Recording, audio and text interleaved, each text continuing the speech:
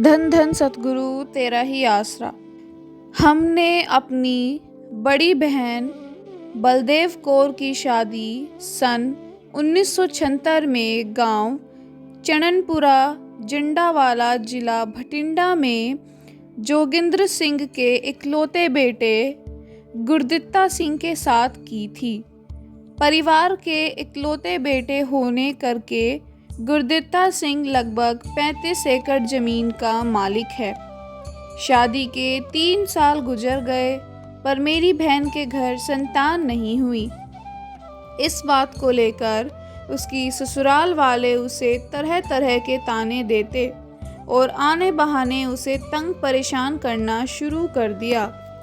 उन लोगों ने अपने बेटे गुरदित्ता सिंह का दूसरा विवाह करने का मन बना लिया था, इसलिए वे लोग मेरी बहन पर दबाव देने लगे कि इसे डरा धमकाकर इससे तलाक दिलवा लें।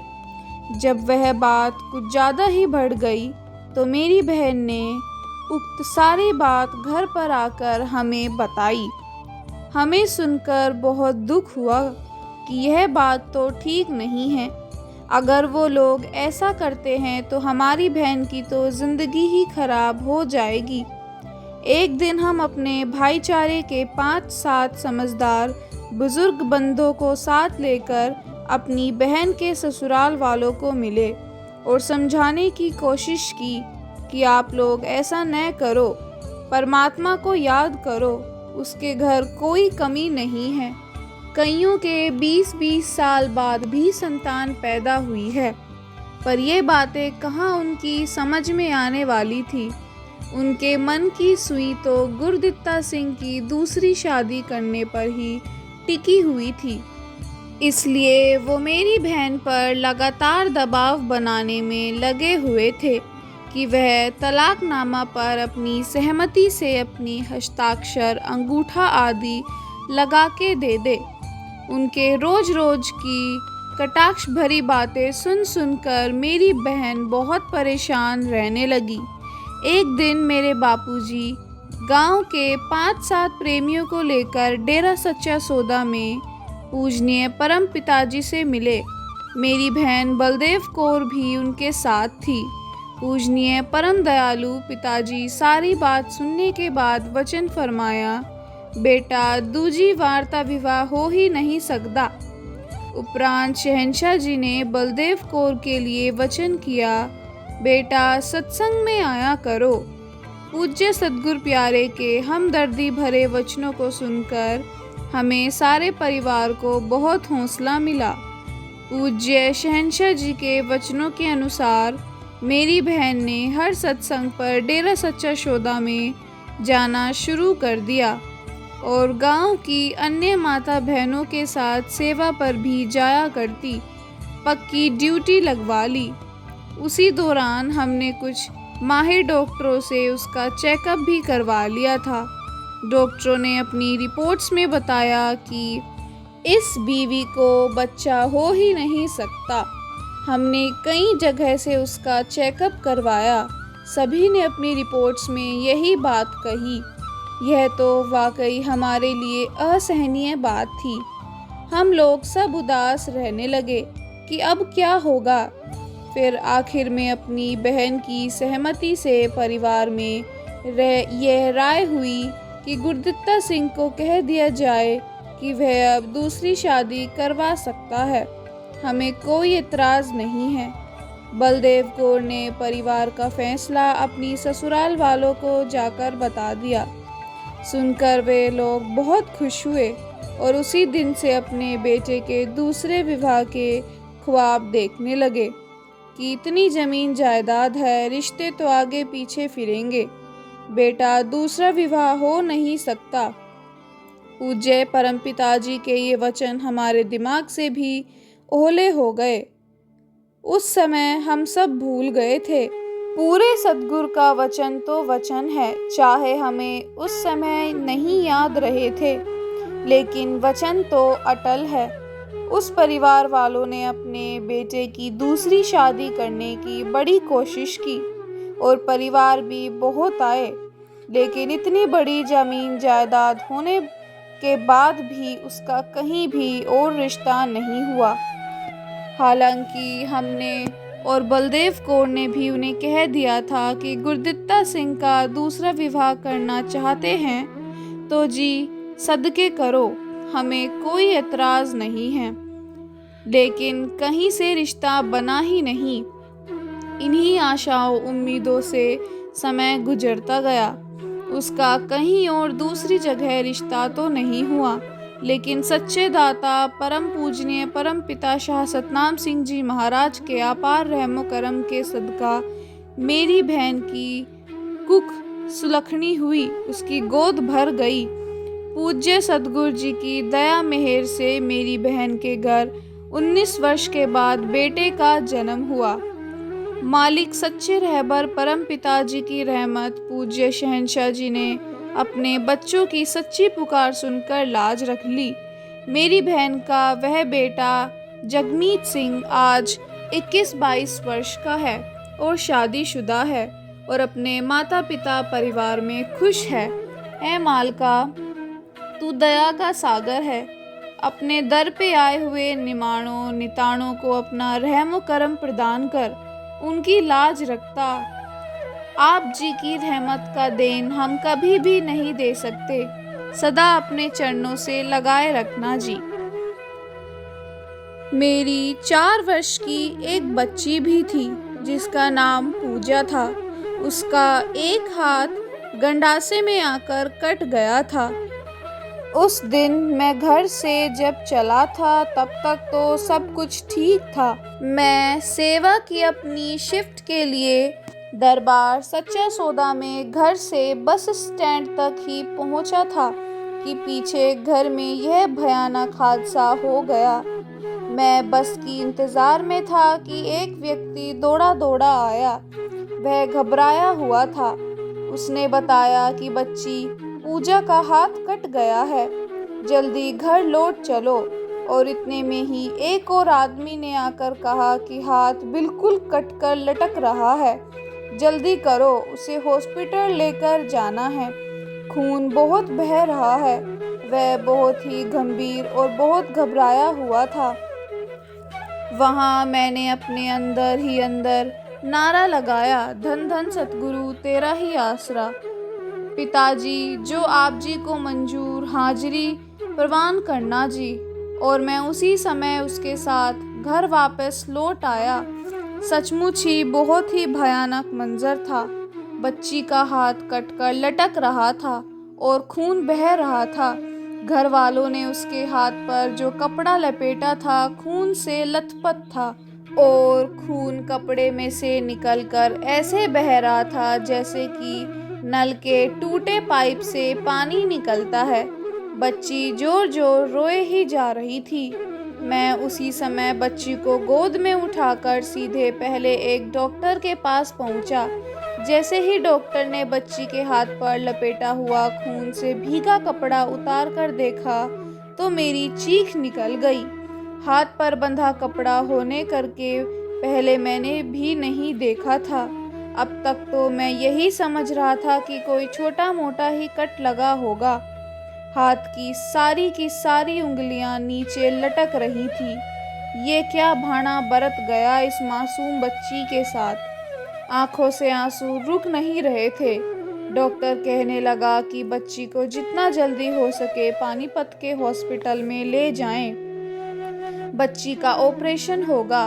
वहाँ हॉस्पिटल में डॉक्टर जतेंद्र जी हैं, अच्छे सर्जन हैं, ऑपरेशन सही कर देंगे।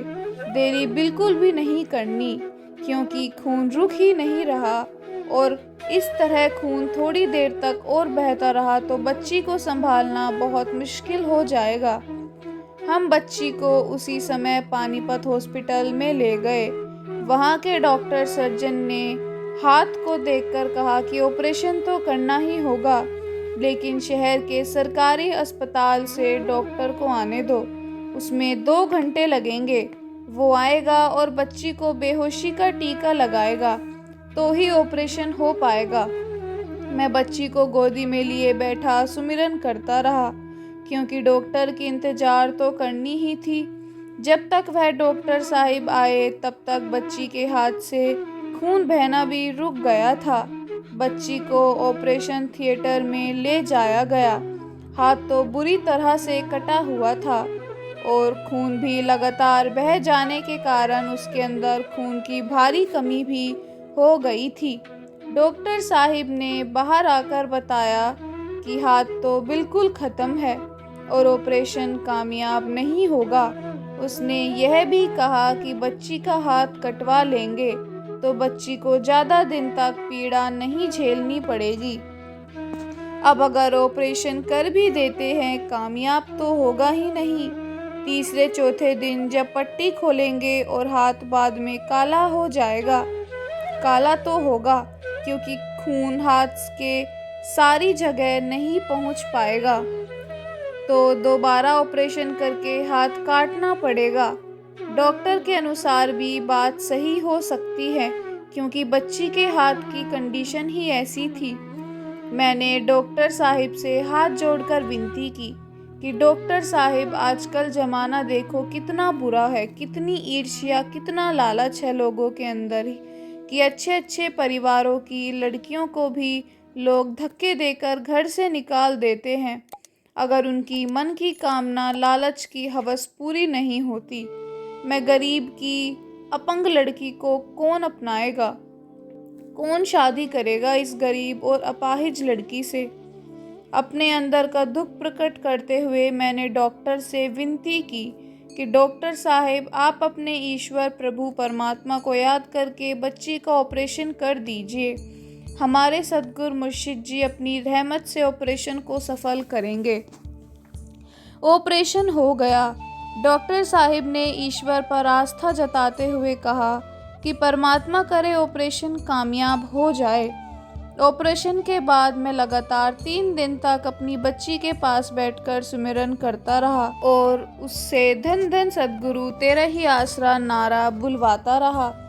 तीसरे दिन जब पट्टी खोली गई तो डॉक्टर मुझे अपने पास बुलाकर कहने लगे कि महेंद्र सिंह, और खुशी की खबर दी कि कहा कि 101 रुपये का प्रसाद लेकर आ। उन्होंने पूज्य गुरुजी की पूरी प्रशंसा की। कहने लगे कि तुम्हारी बच्ची का हाथ गुरुजी की दया मेर से सही हो गया है। इसके बाद 4-5 दिन के बाद अस्पताल में हमें छुट्टी मिल गई। जैसा उन्होंने एक्सरसाइज समझाया था, घर पर आकर मैं बच्ची से उसके उसी हाथ से 50 ग्राम, कभी 100 ग्राम का बाट धीरे धीरे उठवाना शुरू कर दिया। उसी दौरान देखने में आया कि उसके हाथ की केवल 2 उंगलियां ही काम कर रही थी। ऐसा एक्सरसाइज का रूटीन कई दिनों तक लगातार चलता रहा। एक रात सपने में मैंने देखा पूज्य गुरुजी संत डॉक्टर गुरमीत राम रहीम सिंह जी इंसार, डेरा सच्चा सौदा, बरनावा आश्रम में सत्संग लगा रहे थे। अचानक पूज्य पिताजी स्टेज से उतरकर मेरी तरफ आए और मेरे पास आकर कहने लगे कि चल महेंद्र, चलो आगे चलते हैं। आगे आगे पूज्य पिताजी और पीछे पीछे मैं चल पड़ा। आगे जाकर पूज्य पिताजी एक साफ सुथरी जगह पर जाकर बैठ गए। मैंने देखा कि वहाँ पास ही 4 नालों का मिलन हो रहा था। पूज्य पिताजी ने पवित्र मुखारबिंद से फरमाया, बेटा महेंद्र, परिवार सुखी है। पूज्य सद्गुरु प्यारे के पवित्र मुख से अपना नाम सुनकर मेरी खुशी का कोई ठिकाना नहीं रहा कि मालिक सद्गुरु जी स्वयं बुला रहे हैं। मैंने कहा, जी पिताजी, आप जी की अपार रहमत है, सारा परिवार राजी खुशी है जी। साथ में मैंने अपनी बच्ची के ऑपरेशन की भी विनती कर दी कि पिताजी, 4 साल की नन्ही बच्ची के साथ एक बहुत भारी घटना हो गई कि उसकी सारी उंगलियां परसने में आकर कट गई थी। ऑपरेशन के बाद केवल 2 उंगलियां ही काम कर रही हैं जी। पूज्य पिताजी ने फरमाया कि कुछ और बता बेटा, घर में क्या तकलीफ़ है। मैंने अपनी पत्नी के लिए भी अर्ज कर दी कि पिताजी, बच्ची की मम्मी की कमर में 2400 घंटे दर्द रहता है और कोई भी दवाई असर नहीं करती। इतने में ही पूज्य पिताजी ने मेरा हाथ अपने पावन कर कमलों में लेते हुए दूसरे हाथ पर फेर दिया और फरमाया, बेटा शायद पेट का ऑपरेशन होगा। जबकि उस तकलीफ़ के बारे में तो मैंने जरा भी जिक्र नहीं किया था। ये सारा दृश्य मैंने उस सपने के ही दृष्टांत में देखा था। सुबह रोजाना की तरह निश्चित समय अनुसार 1 घंटा सुमिरन किया। इसके बाद मैंने अपनी उस बच्ची को बुलाया, नारा लगवाया और कहा, बेटा अपनी उंगलियां हिलाओ। सारी की सारी उंगलियां काम करने लगी थी। मैंने 1 किलो वाला बाट उठाने को कहा तो उसने बड़े आराम से उठाते हुए कहा कि पापा मेरा हाथ ठीक हो गया है, मेरी सारी उंगलियां काम करने लगी हैं। इसके बाद मैंने अपनी पत्नी से उसकी कमर के दर्द के बारे में पूछा तो वह भी कहने लगी कि आज तो जरा भी दर्द नहीं है। उसे अपेंडिक्स की तकलीफ़ थी जिसका सफल ऑपरेशन हो गया था।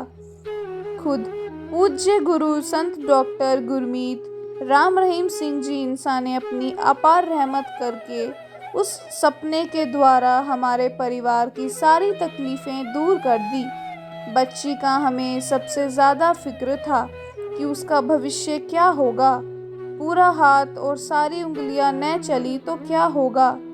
पहले हाथ कटे का गम था। पूज्य पिताजी ने बच्ची का सब कुछ ठीक कर दिया।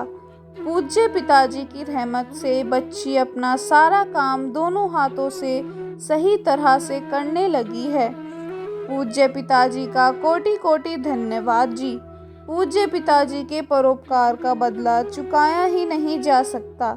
धन धन सद्गुरु तेरा ही आसरा।